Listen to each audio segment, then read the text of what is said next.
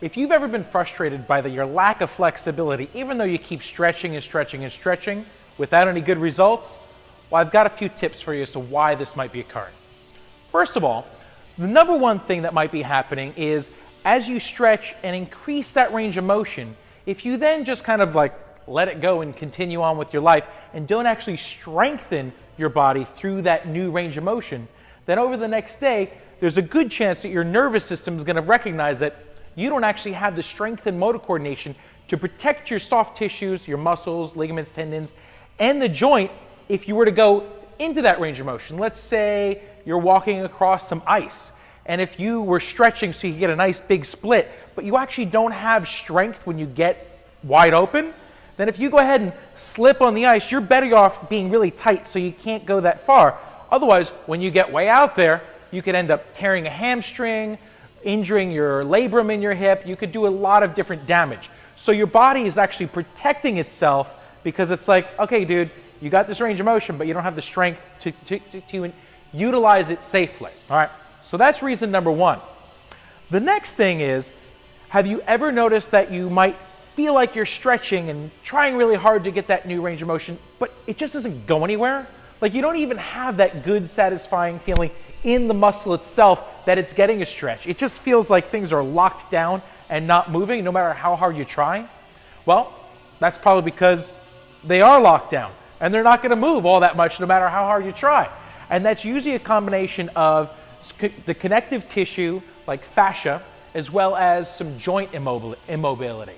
So what does that mean? Fascia is essentially, if you've handled raw chicken and you kind of peel off the skin and there's all that slimy kind of webby, gooey stuff, that's fascia.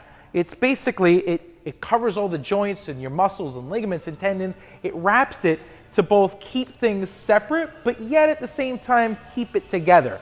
So you don't have this big bag of organs and things sloshing around inside. It keeps things in their places, but still should allow them to move. Now what happens is, if you have an injury or a scar tissue or took a bang, some of that fascia might have gotten stuck and adhered and it's not moving freely. No matter how much you try and stretch, it's not going to break up all that easily. And you actually need somebody to get in there and work and free it up. Or maybe you didn't have like a very specific injury or incision, but you sit all the time on one side for hours and hours and hours a day. And you've actually started to take all the moisture and the water that was in that fascia and you've squished it out. And then it started to become like, instead of being slimy and moving around, it starts to get kind of pasty and stuck. So again, you need somebody to help get in there, break it up, get it to move more fluidly so water can get back in there so it can move and you can actually then stretch.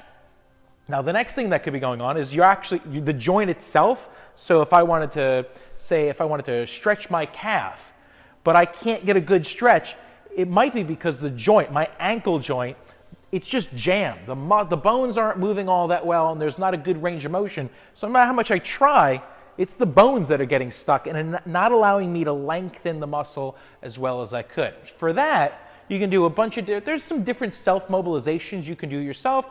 You can also go see your chiropractor, your physical therapist, any number of body workers to help get those bones moving more freely.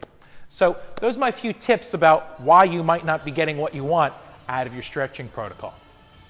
If you'd like more free training tips to help you prevent injury and take your body further, then go ahead and click the link that accompanies this video and download a free copy of my Overhaul Protocol Handbook. I'll see you soon.